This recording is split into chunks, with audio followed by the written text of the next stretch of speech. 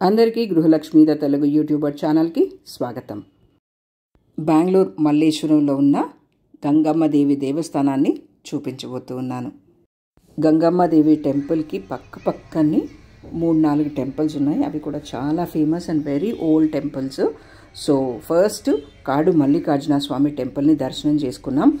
అక్కడ అంటే లోపలికి రాజగోపురం నుంచి లోపలికి వెళ్లకుండా మనం లెఫ్ట్ సైడ్లోంచి కనుక తిరిగితే మల్లికార్జున స్వామి టెంపుల్ నుంచి మనం దక్షిణముఖ నంది టెంపుల్కి వెళ్ళొచ్చు, అలాగే నరసింహస్వామి టెంపుల్కి వెళ్ళొచ్చు, తర్వాత గంగమ్మదేవి టెంపుల్కి వెళ్ళొచ్చు. సో ఇప్పుడు మీరు చూస్తున్నదైతే దక్షిణముఖ నంది టెంపుల్. ఇది చాలా బాగుంటుంది. ఈ వీడియో కూడా నెక్స్ట్ వస్తుంది, అది కూడా చూడండి. తర్వాత ఇది గంగమ్మదేవి టెంపుల్.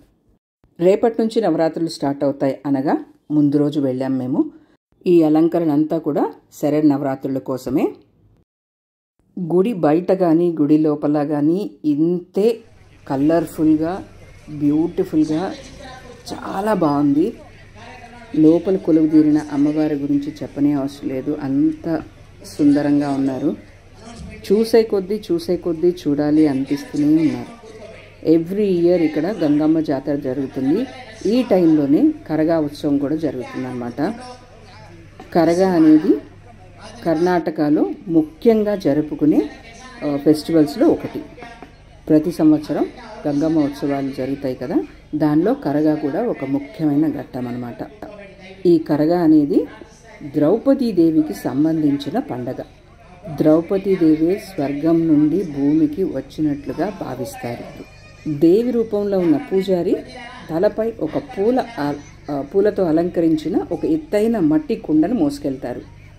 ఇది అక్కడ ఉన్న పక్కపక్క వీధుల్లో అంతా కూడా ఊరేగించుకొని మరుసటి రోజు వచ్చి ఈ కరగాని చెరువులో నిమజ్జనం చేస్తారంట.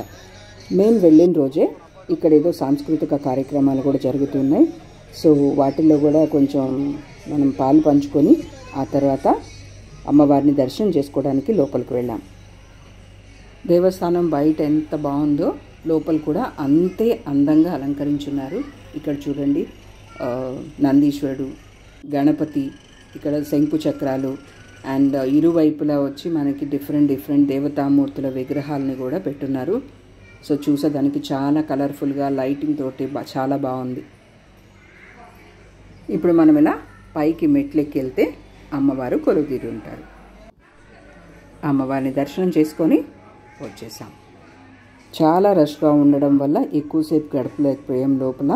సో ఈసారి ఎప్పుడైనా ప్రశాంతంగా వెళ్ళి అమ్మవారిని దర్శనం చేసుకొని రావాలి. ఇవి గంగమ్మదేవి టెంపుల్ విశేషాలు. ఈ వీడియో కనుక మీకు నచ్చితే తప్పకుండా లైక్ చేయండి, మీ ఫ్రెండ్స్ తోటి కూడా షేర్ చేసుకోండి. ఇంతవరకు వీడియోని వాచ్ చేసినందుకు చాలా థ్యాంక్స్.